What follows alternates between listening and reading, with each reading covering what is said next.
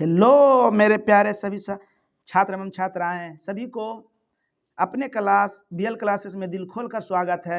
आज हम आपको बताने जा रहे हैं वो रसायन शास्त्र के कार्बनिक एवं उनके यौगिक चैप्टर का प्रमुख क्वेश्चन। ये परीक्षा के नज़रिए से बहुत अच्छा क्वेश्चन है। ये सब क्वेश्चन बार बार पूछे गए हैं, वही क्वेश्चन हम आपको आपके सामने लेकर आए हैं। पहला क्वेश्चन ये है, तेल एवं वसायुक्त खाद्य पदार्थों को नाइट्रोजन से प्रभावित क्यों किया जाता है। सोचने वाली बात है, कोई भी पदार्थ तेल या वसायुक्त पदार्थ नाइट्रोजन से इसलिए करेंगे ताकि वो खराब ना हो, बस ये समझो, वो खराब ना हो। जब तेल एवं वसायुक्त खाद्य पदार्थों को नाइट्रोजन के उपस्थिति में रखा जाता है तो ऑक्सीकरण क्रिया नहीं होती है। वही ऑक्सीकरण नहीं होगा तो वो खराब नहीं होगा, इससे हानिकारक गंध नहीं निकलती। इसलिए तेल एवं वसायुक्त खाद्य पदार्थ को नाइट्रोजन से प्रभावित किया जाता है। समझ गए? अच्छा से समझ में आ गया होगा एकदम। खाली ये याद रखिए कि नाइट्रोजन से में रखने का मतलब हो गया कि वो खराब नहीं होगा। खराब नहीं होगा मतलब खराब नहीं होगा, उससे गंध नहीं आएगा, बासी नहीं हो पाएगा, ज़्यादा दिन तक चलेगा, इसलिए ऐसा किया जाता है। समझ में आ गया होगा।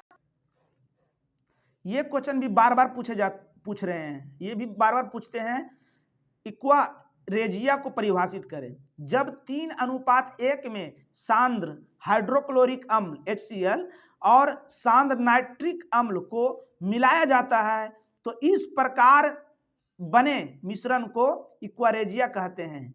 इससे सोना, ऑब्जेक्टिव में पूछता है ये, इससे सोना की सफाई करने से सोना का वजन घटता है ना। क्या होता है, सोना की वजन घट जाती है। समझ गए हैं? अगला क्वेश्चन, ये भी महत्वपूर्ण क्वेश्चन है। साबुन एवं अपमार्जक में अंतर। साबुन तो समझ रहे हैं, अपमार्जक सरफ को कहते हैं, देहाती भाषा में इसको सरफ कहते हैं। साबुन का निर्माण वसा, अम्ल और क्षार से होता है। अपमार्जक का निर्माण अल्कोहल और अम्ल से होता है। साबुन कठोर जल में से अभिक्रिया नहीं करता है, जबकि अपमार्जक कठोर जल से अभिक्रिया करती है। साबुन गंध को धीरे धीरे हटाता है, जबकि अपमार्जक गंध को तीव्र गति से, तेजी से हटाता है। साबुन का क्षारीय विलयन जलीय विलयन क्षारीय होता है, जबकि अपमार्जक का जलीय विलयन अम्लीय होता है। साबुन से जल प्रदूषित नहीं होता है, जबकि अपमार्जक से जल प्रदूषित होता है। समझ गए? अगला क्वेश्चन, ये क्वेश्चन तो बराबर पूछते हैं, ये क्वेश्चन बराबर पूछा जाता है। ये अगला चैप्टर का है, आवर्त सारणी का। मेंडलीव और आधुनिक आवर्त सारणी में अंतर। मेंडलीव का आवर्त सारणी परमाणु द्रव्यमान पर आधारित है और आधुनिक परमाणु संख्या पर। मेंडलीव की आवर्त सारणी में कुल 8 वर्ग हैं, जबकि इसमें 18। इसमें उपवर्ग ए और बी के एक साथ रखा गया, जबकि इसमें एक साथ नहीं रखा गया है। समझ रहे हैं? इसमें हाइड्रोजन का स्थान निश्चित नहीं है, जिसमें हाइड्रोजन का स्थान निश्चित है। यह आवर्त सारणी अधूरा तथा अधिक गलतियां हैं। मेंडलीव में अधूरा है, मतलब ये पूरा आवर्त सारणी नहीं भरा है, जबकि आधुनिक आवर्त सारणी पूरी तरह से भरे हैं और इसमें गलतियां कम हैं। ठीक, अगला क्वेश्चन, भंजन निष्पादन में अंतर। ये भी बराबर पूछते हैं। इस विधि द्वारा सल्फर अयस्क द्विकरण कर शुद्धिकरण किया जाता है, और निष्पादन में इस विधि द्वारा कार्बोनेट और हाइड्रेट अयस्क का शुद्धिकरण होता है। नंबर 2, इस विधि में अयस्क को वायु की उपस्थिति में रखकर गर्म किया जाता है, जबकि इस विधि में अयस्क को वायु की अनुपस्थिति में रखकर गर्म किया जाता है। और ये क्वेश्चन जो दिख रहे हैं आप, ये क्वेश्चन जो दिख रहे हैं, खनिज और अयस्क में अंतर, इसका परिभाषा पूछता है। खनिज, अयस्क और गैंग, ये तीनों का परिभाषा पूछेगा।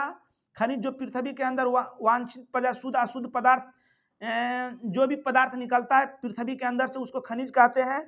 और उसको जिस विधि से शुद्ध किया जाता है उसको अयस्क कहते हैं। अशुद्ध करने में जो अशुद्धि निकलती है उसको गैंग कहते हैं। ये तीनों का परिभाषा बराबर पूछता है, ध्यान दीजिएगा इस क्वेश्चन पर। बात समझ रहे हैं?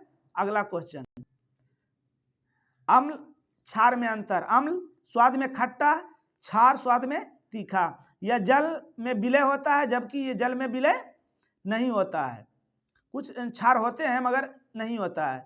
अम्ल जल में घुलकर H+ आयन उत्पन्न करती है जबकि क्षार जल में घुलकर OH आयन उत्पन्न करते हैं। समझ गए? अगला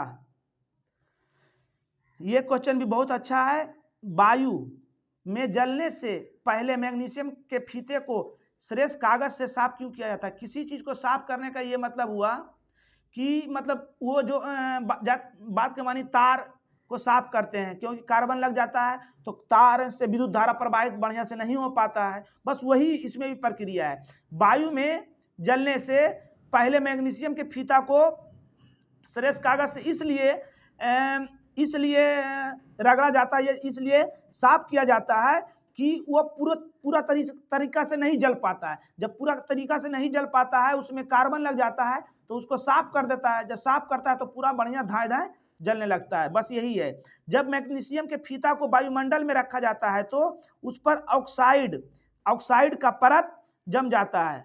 ऑक्साइड सफेद जो होता है उसमें कार्बन लग जाता है, ऑक्साइड का परत जम जाता है, जो मैग्नीशियम के फीता को पूर्ण दहन से रोकता है, जलने से उसको रोकता है। और जब जलने से रोकता है, उसको जब साफ करते हैं तो पूरा तरह से अच्छी तरह से जलने लगता है। समझ गए होंगे?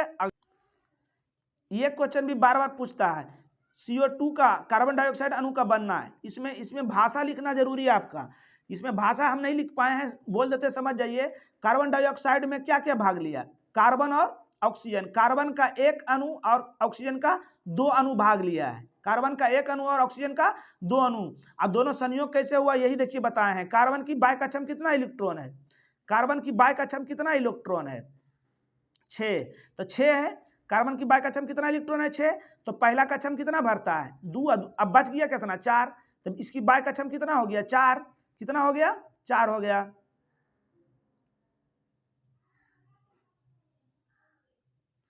और उसके बाद ऑक्सीजन की बाय कक्षम कितना है? ऑक्सीजन की परमाणु संख्या कितना है? 8 है। तो पहला कक्षम 2 कितना बच गया? 6। मतलब इसकी बाय कक्षम हो गया 6, इसकी बाय कक्षम हो गया 4। और ऑक्सीजन कितना है? 2। ऑक्सीजन कितना है? 2। तो किसी भी कोई भी अणु जो है अपना अष्टक पूरा करने के लिए कितना इलेक्ट्रॉन चाहिए? 8। जब इलेक्ट्रॉन आता है तो उसकी पूरी कक्षा पूर्ण रूप से भर जाती है। पूर्ण रूप से भर जाती है। जब पूर्ण रूप से भर जाती है तो किसी से अभिक्रिया नहीं करता है, अस्थायी हो जाता है। बस वही क्रिया यहाँ पर है, वही किए हैं। ऑक्सीजन में देखिए यहाँ पर ऑक्सीजन की बाय ऑक्सीजन 2 गो है तो कार्बन 1। कार्बन देखिए ये है, कार्बन की बाय कक्षम कितना इलेक्ट्रॉन है? 4। तो वही दिए हैं 2 और 2 4 हो गया। ऑक्सीजन की बाय कक्षम कितना? 6। तो 2 3 4 5 6। इसमें भी 1 2 3 4 5 6।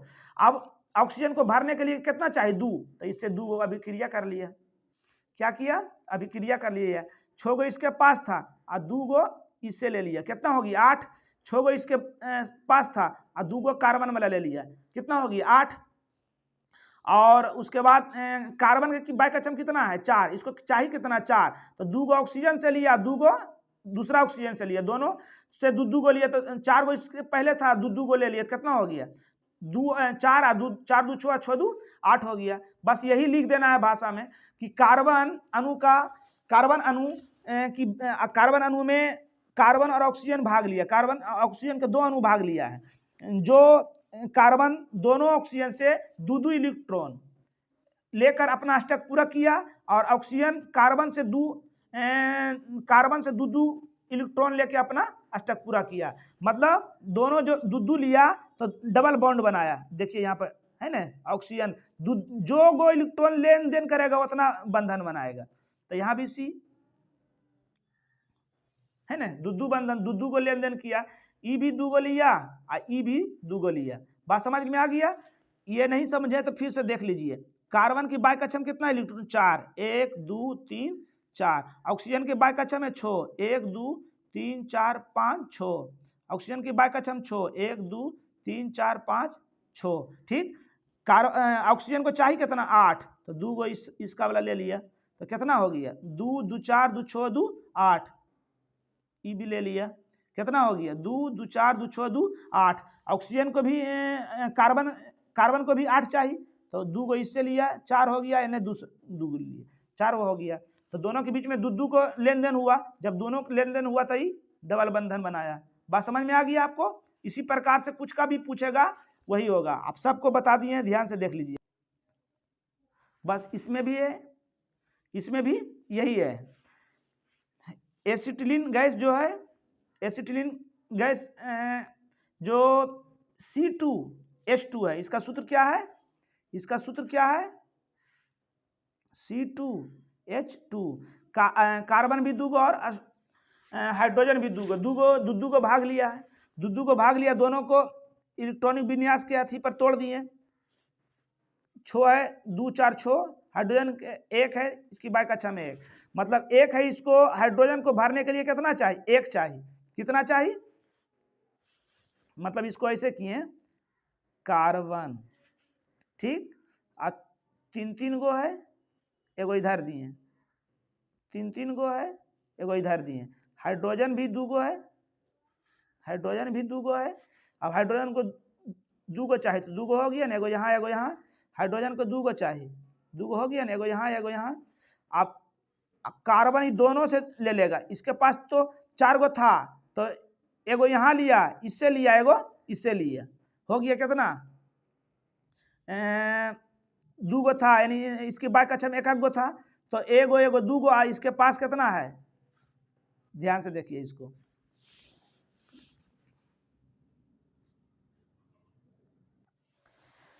कार्बन भी ने दूगो है, तो इसकी बाई कक्षा में कितना है?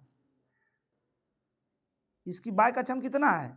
इसकी बाई कक्षा में 4 है, तो 3 गो ही आएगो ही 4 गो, फिर इसका भी 3 गो ही आएगो ही 4 गो, तो 4 गो 3 गो इससे लिया, ई कार्बन से, ई कार्बन लिया इससे 3 गो, 3 गो इसके लिया, और 3 गो 4 गो इसके साथ था, तो 4 और 3 7 आएगो हाइड्रोजन से लिया, 7 1 8 गो हो गया। बस समझ गए? अगला ये एकदम मस्ट इंपॉर्टेंट है, इससे एगो रहेगा डायरेक्टली अनुसूत्र, इसका एक रहेगा एल्केन समूह का CnH2n+2, एल्किल या एल्काइल समूह CnH2n+1, एल्कीन का CnH2n, एल्काइन का CnH2n-2, ये रहेगा। इस पर संरचना सूत्र भी रहेगा, इसलिए इसको याद करना एकदम मस्ट जरूरी है, इसको याद करना एकदम जरूरी है। समझिए ये आया हुआ है, आप याद कीजिएगा तो बनाइएगा, नहीं याद कीजिएगा तो नहीं बनाइएगा, ठीक। आगे इसको भी दे दिए हैं एगो, इससे भी समझ लीजिए। नाइट्रोजन 3 बंधन का 3 इलेक्ट्रॉन का लेन देन करता है, क्या है कि 5 है, तो 5 है, तो 8 पुराने के लिए कितना चाहिए? 3, तो ये 3 को लेगा, तीनों हाइड्रोजन से लेगा। हाइड्रोजन कितना है यहाँ? 3, तो तीनों से लेगा। बस समझ रहे हैं ना? और इसका भाषा नहीं समझ में आ रहा है, नहीं समझा हमारा बात तो समझे होंगे, तो आप किताब भारतीय वन में देख लीजिएगा। समझ रहे हैं ना हमारी बात? एकदम ये पूछेगा, ये एगो एकदम कोई नहीं काटेगा इसको। समझ रहे हैं ना? अगला क्वेश्चन है समावयवता। जब किसी यौगिक का अणुसूत्र समान होती है लेकिन संरचना सूत्र भिन्न भिन्न होती है, उसे समावयवता कहते हैं। इस प्रकार की होने वाली घटनाओं को समावयवता कहते हैं, ठीक। जब किसी यौगिक का अणुसूत्र समान होती है लेकिन संरचना सूत्र भिन्न भिन्न होती है, उसे समावयवी कहते हैं। समावयवी कहते हैं, क्या कहते हैं? समावयवी कहते हैं। और इस प्रकार की घटना को समावयवता कहते हैं। बात समझ गए? आगे देखिए, इसका मतलब बता दिए हैं, इसका बताए हैं। देखिए ब्यूटेन C4H5, इसका संरचना सूत्र यहाँ बना हुआ है, जिसको हम लोग नॉर्मल ब्यूटेन कहते हैं। और इसी का संरचना सूत्र देखिए इस टाइप से बना हुआ है, भिन्न है कि नहीं? दोनों का संरचना अणुसूत्र दोनों का समान, दोनों का अणुसूत्र समान C4H10, लेकिन संरचना सूत्र, इसको संरचना सूत्र कहते हैं। संरचना सूत्र दोनों भिन्न है। समझ रहे हैं ना? तो जिसका अणुसूत्र समान, संरचना सूत्र भिन्न भिन्न, समावयवी, इस प्रकार की घटना को समावयवता कहते हैं। समझ गए? आगे ये अणुसूत्र जो है बहुत इंपॉर्टेंट अणुसूत्र है, इसको ध्यान से देखिएगा। बेंजीन जो होता है समचक्रीय बनता है। कैसा बनता है? समचक्रीय बनता है। जब समचक्रीय बनता है तो चक्रीय कार का है ना, देखिए ना, इसको चक्रीय कार का है। इसका याद रखिएगा तबे कोई उपाय है। बेंजीन का C6H6 इस समचक्रीय बनता है। क्या बनता है? समचक्रीय, मतलब गोल ढंग के, पूरा गोल नहीं, गोल ढंग के बनता है। और उसके बाद सब बंधन जितना पुराना है, कार्बन का कितना बंधन है? 4 है। हाइड्रोजन का कितना है? 1 है। ऑक्सीजन का 2 बंधन है ना, कितना है? 2 बंधन बनाती है। नाइट्रोजन कितना बनाती है? 3 बंधन बनाती है। समझ रहे हैं ना? तो उसी के अनुसार ये बताए हैं। देखिए कार्बन कितना है?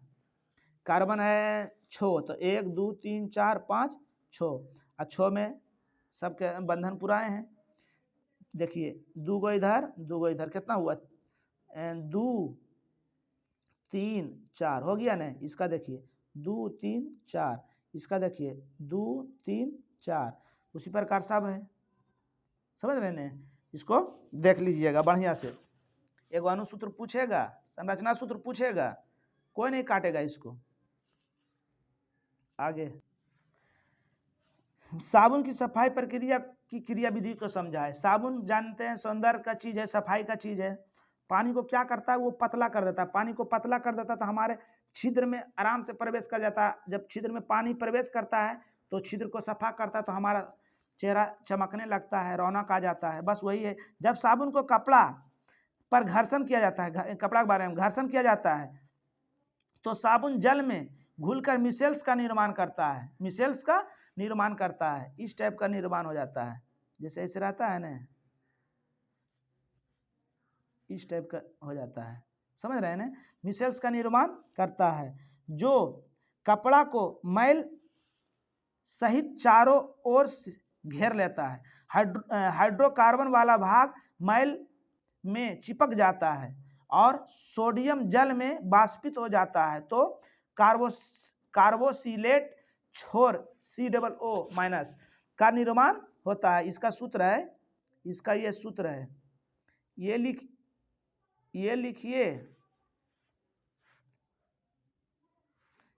ये लिख दीजिए या ये लिखिए, बात एक है। अगर ये लिखे हैं तो ये नहीं लिखिएगा, ऐसे तो दोनों लिख दीजिएगा तो कहेगा जानकार है, नंबर आपका काटेगा नहीं।